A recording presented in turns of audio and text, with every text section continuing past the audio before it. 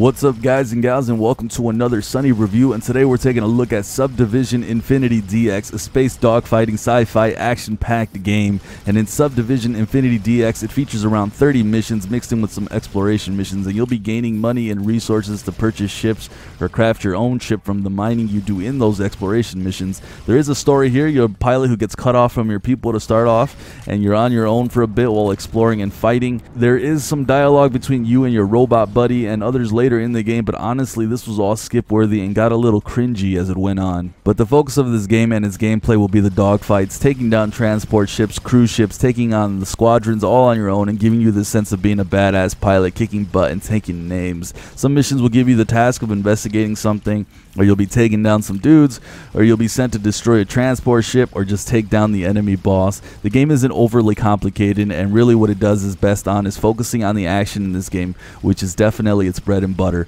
When I first started, it felt overly simple, but as I went through and started fighting the bosses and started taking down some of these massive ships, this is where the game really started to shine a bit more. The controls in these pilot action-packed games are almost always some of the most important aspects of it, and I'm happy to report this was a strength here.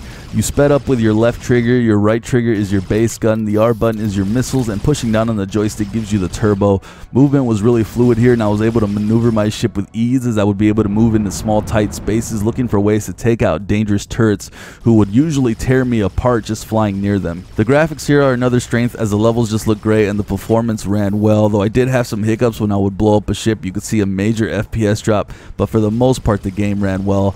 But after you're done completing a mission, you'll get sent to your base here, and you'll be able to buy ships with your money you earn after a successful mission, or craft it from scratch from the materials you gathered during missions and exploration missions. You have a variety of ships to build and buy, and these were gated by levels that you had to progress through. Leveling in this game did nothing but provide you rewards and unlock more ships. You can also buy different guns with the money you earn and outfit your ship with them, but as far as the crafting, you can decide to run an exploration mission and mine rocks. This honestly was a pretty boring and didn't have much going for it. I usually would just be minding my own business trying to mine them space rocks and would just be attacked, and I would just ignore the ships attacking because they would just consistently respawn after defeating them.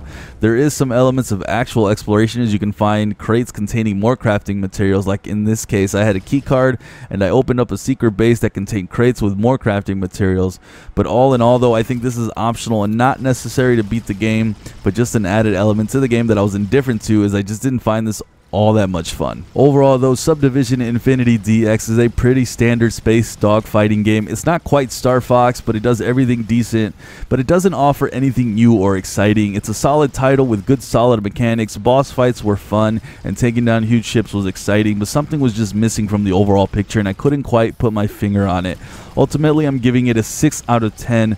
Subdivision Infinity DX won't blow a huge hole in your wallet, so if you're looking for an action space fighting game, you're in the right place. Keep in mind though, there isn't much replayability here, but there is lots of ships and weapons to unlock and tinker with. Well, with all that said, if you guys like this video, please hit that like button, as it helps others find this review easier. Sub to the channel if you're new, and I hope you all have a sunny day.